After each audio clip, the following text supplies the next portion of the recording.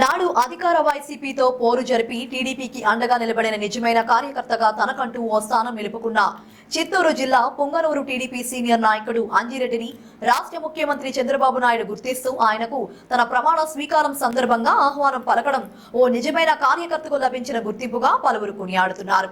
కాగా గతంలో జరిగిన పొంగనూరు స్థానిక సంఘాల ఎన్నికల్లో టీడీపీ తరపున సర్పంచిగా పోటీ చేయడం కోసం నామినేషన్ పత్రాలు దాఖలు చేస్తుండగా వైసీపీ నాయకులు నామినేషన్ పత్రాలు చించి తనపై దాడి చేయగా వారిని ఎదుర్కొని టీడీపీ పార్టీ ఉనికిని కాపాడిన అంజిరెడ్డిని ముఖ్యమంత్రిగా తన ప్రమాణ స్వీకార మహోత్సవానికి చంద్రబాబు నాయుడు ప్రత్యేక ఆహ్వానం పలకడంతో అంజిరెడ్డి స్టూడియో 18 న్యూస్ తో తన ఆనందాన్ని పంచుకున్నారు. తనపై చంద్రబాబు చూపిన అభిమానానికి ఎల్లప్పుడూ రుణపడి ఉంటానని ఆయన పేర్కొన్నారు. చిత్తూరు జిల్లా పొంగనూరు మండలం మార్లపల్లి గ్రామం మారుమూల గ్రామంలో ఉండే ఆంజనేయుడికి చంద్రబాబు నాయుడు ప్రమాణ స్వీకారానికి ఆహ్వానం పంపించినాడంటే ఆయన ఆహ్వానాన్ని నేను శిరసా వహిస్తూ సంతోషపడుతున్నాను.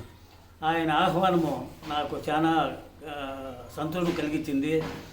ఆయన రేపు ప్రమాణ స్వీకారానికి ఆయన మంచితనం గురించి 2019లో ప్రజలందరూ మోసపోయి రాక్షస పరిపాలనకి తలకాయలు వచ్చి ఒప్పించినాము.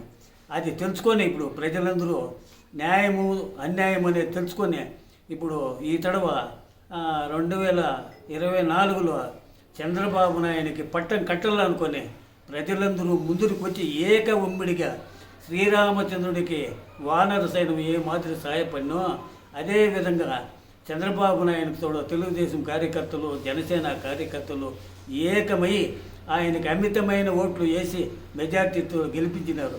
ఆయన మంచితనానికి ఆయన గౌరవానికి ప్రధానమంత్రి మోడీ గారు మెచ్చుకొని ఆయనతో కూడా రేపు పొద్దున్నే ఈయన ప్రమాణ స్వీకారానికి వస్తూ ఉన్నాడు.